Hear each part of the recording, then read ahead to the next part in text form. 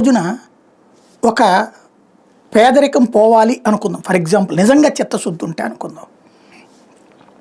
ఒక ముఠా కార్మికుడు రోజుకి 1000 రూపాయలు సంపాదిస్తున్నాడు. ఒక ముఠా కార్మికుడు రోజుకి 1000 రూపాయలు సంపాదిస్తున్నాడు. ఏది మన ఈ మూటలు మోస్తారు కదా వాళ్ళు, 500 నుంచి 1000 రూపాయలు సంపాదిస్తారు బెజవాడ లాంటి చోట రోజుకి. దీంట్లో కనీసం సగం నుంచి 3/4 దేనికి తగలేస్తున్నాడు అతను? మద్యానికి తగలేస్తున్నాడు.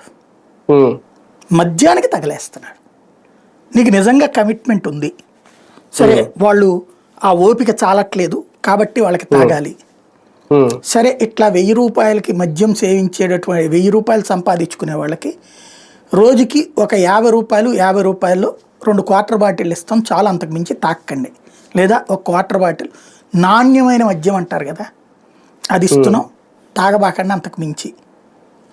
అలాగే మీకు ఈ తాగటం వల్ల ఆరోగ్యం మేమేం కాపాడలేము కాబట్టి ఆసుపత్రిలో మీకు ఫ్రీ వైద్యం అందిస్తాం. వాస్తవంగా మీరు తాగకుండా ఉండాలని మేము మనస్ఫూర్తిగా కోరుకుంటాం, కానీ మీరు తప్పట్లేదు నా శారీరక శ్రమ అంటుంటే ఇస్తాం 50 రూపాయలకే, మీరు తాగండి, ఏదైనా జబ్బులు అయితే ఆసుపత్రికి డబ్బులు మేము ఖర్చు పెడతాం. ఎందుకు? బాటిల్ తయారీకి అయ్యే ఖర్చు 10 రూపాయలు 15 రూపాయలు, మందు